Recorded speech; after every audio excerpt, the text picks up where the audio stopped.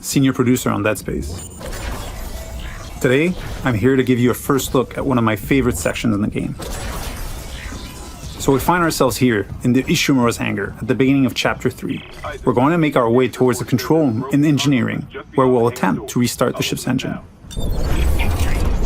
For those of you who remember the original, the hangar was much smaller than it is now. We get to explore this location and literally fly through it before heading to our destination.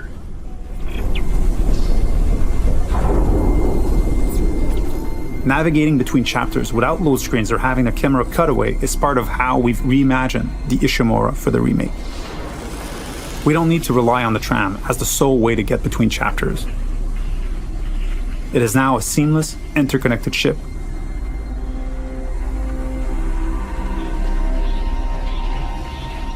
Entering vacuum.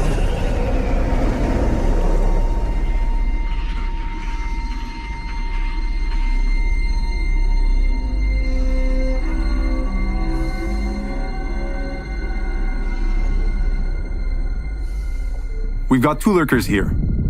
You can quickly get rid of them with the pulse rifle or Isaac's trusty plasma cutter. There aren't many traditional firearms on board. To survive, you may have to improvise and choose how to take each necromorph down.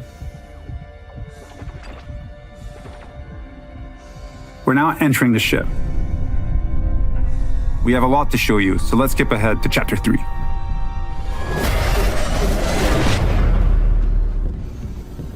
We've just received a briefing to head over to the refueling station. To get there, we're passing through the machine shop over here.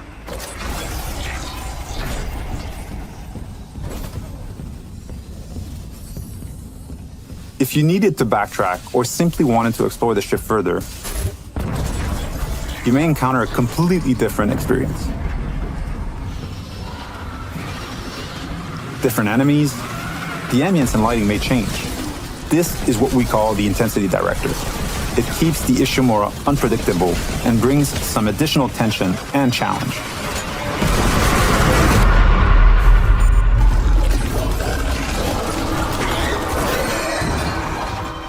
The way to the refueling station is just a little further ahead.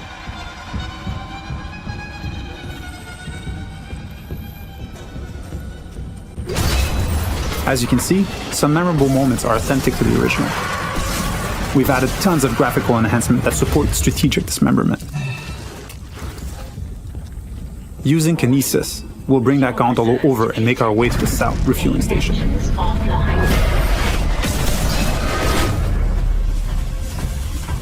We need to gain access to the fuel management office, which contains the power functions for the refueling station. We can follow that cable to find our way there. One of the things we tried to achieve was to add more context to the various objectives, to expand on what was there and bring a bit more detail and depth where we could.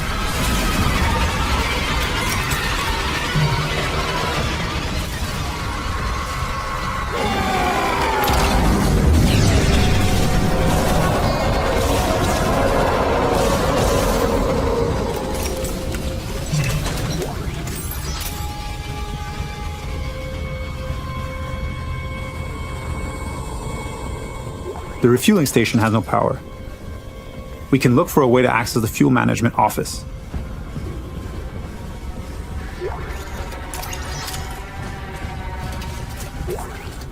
This card should allow us in, and we can now make our way back. Isaac, Hammond. Daniels? You made it. Thank God. After the bridge, we thought... Glad to disappoint. I barricaded myself in the computer core. I can hear them, but I don't think they know I'm here. Isaac, I tracked down your rig.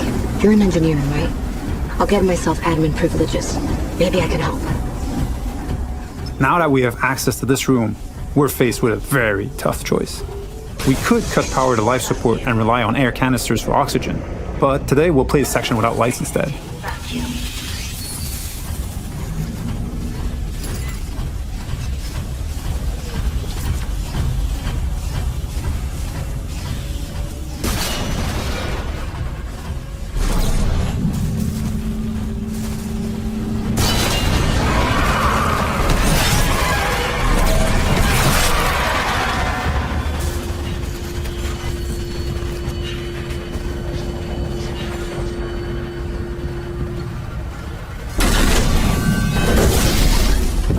With the power restored, the south refueling station can now be activated. Decontamination sequence activated. Please stand by. In the decontamination room, using new tech, we've cranked up the tension.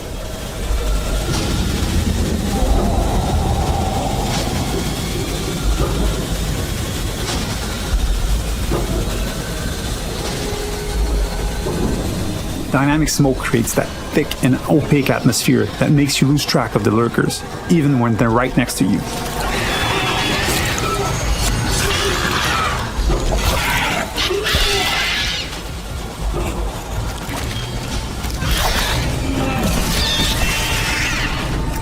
It adds to the claustrophobia, the feeling of being locked in with a pack of necromorphs.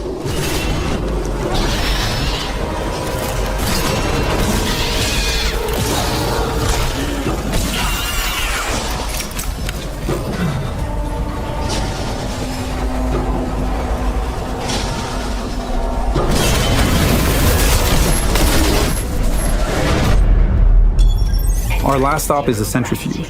It's offline, and the Ishimura's getting dragged down to the planet below. Please attach generator modules manually. We've added so much detail in here. Particle effects, lighting, floating debris. We wanted this room to be imposing and tell a story at the same time. It's a lot more impressive, and its size makes it harder to keep track of the incoming necromorphs. So audio plays a huge role here in identifying the direction of threats.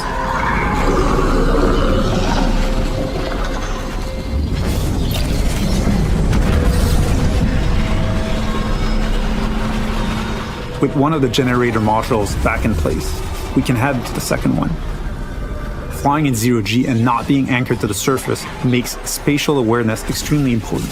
Combat encounters can quickly become deadly, especially with leapers.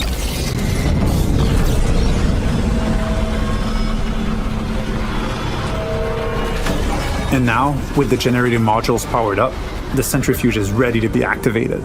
Generator module attached. Clutch engaged. All personnel clear for Centrifuge restart. G. Ishimura, this is the emergency maintenance team of the USG Kellyan responding to your distress call. Isaac Clarke. What have you got, Isaac? Half the Ishimura's in the red. Engines, hull, the trams. Can you handle it alone? Fix the centrifuge. Get the fuel running.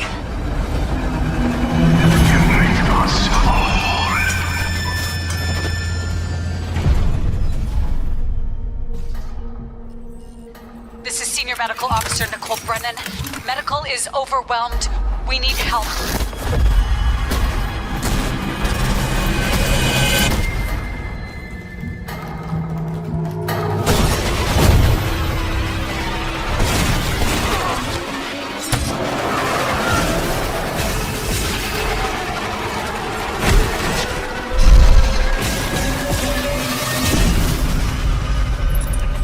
Entering vacuum.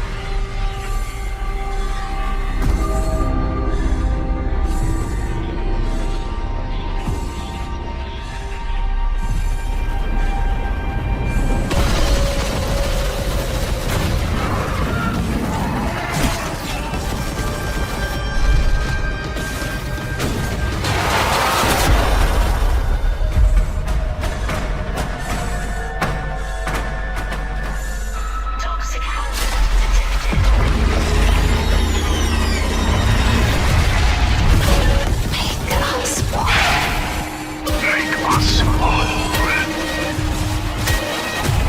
Humanity will be made whole, Mr. Clarke. With or without you. Isaac, it's me. It's all falling apart here. I can't believe what's happening. And this again is a work in progress.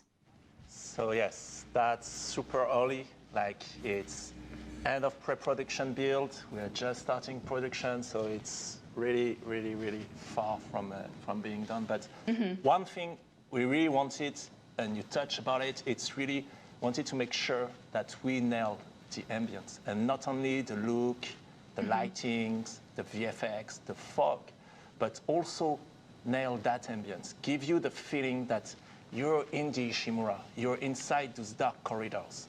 And not only it's in engine, it's actually in game. And here's my boy Isaac. So that rig, that armor, it's not the original, it's a new one. It's still work in progress. It's gonna be improved a lot, but it gives a first taste at Isaac Clarke in the remake. And look, here we are. Wow. I mean, the lighting, everything looks phenomenal. The smoke. It looks This so is good. very much what we should be expecting at this point from next generation graphics. It's really Dead Space, but like you never saw it, I think. So it has been almost 13 years, you know, since the original game came out, original Dead Space. Why is this remake happening now, and what exactly is this remake? Can you elaborate on that? So one thing that's important for us, and that's why it's for PS5, Xbox Series, or for PC, is that it's not about one thing. Like Dead Space is a super strong experience, and so it's really about.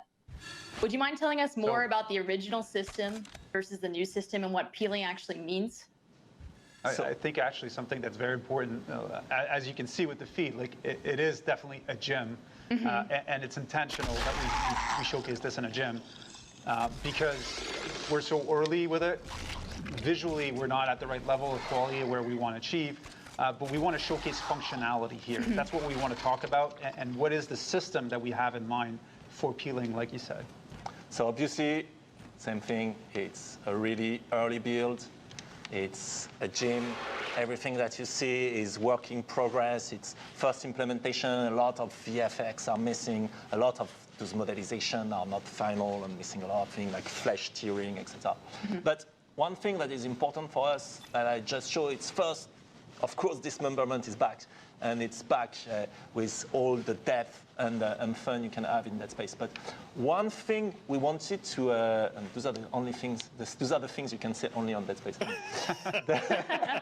One of the thing we wanted to improve about that experience is when you're using a weapon that is not a carving weapon, like something, not like the plasma cutter. Plasma cutter is really fun to use. You can just shoot at anything, and really you have that instant feedback of the limb getting cut, etc. But when you had a different weapon, knowing how much damage you were dealing to the enemy, how was he reacting, etc., it was not necessarily as visceral and as clear as the original.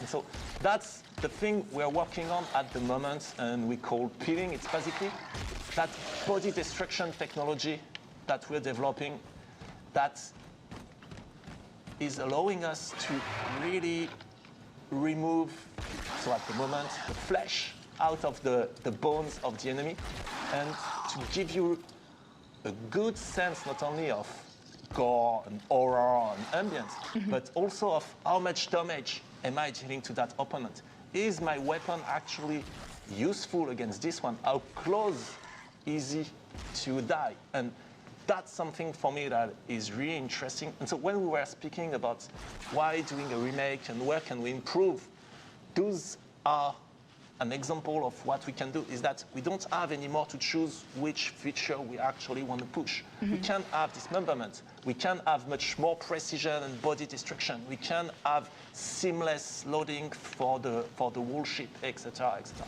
And that's something really, really interesting for us.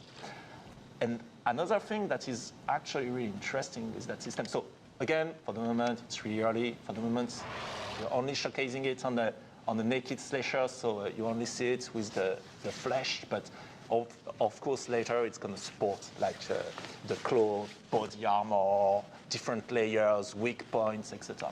But it also improves one of the core of shooting in Dead Space, which is around the precision, and not only the precision of my weapon, but as an example, the precision of the plasma cutter. And so if I was to shoot, let's say, on that leg, then if I'm shooting here, I'm not going to cut the leg, because I'm not shooting at the place where the bone is actually visible. If I want to cut that leg now, I need to be much more careful and precise in my aiming and in the shooting. And then, for us, what is interesting is that it opened a whole new layer of shooting and combat loop where you can have some weapons that are better at carving through the enemies, some weapons that are better at cleaning them. Sorry for the mic. Some weapons that are better at cleaning the enemy and removing the flesh and the tissue, etc.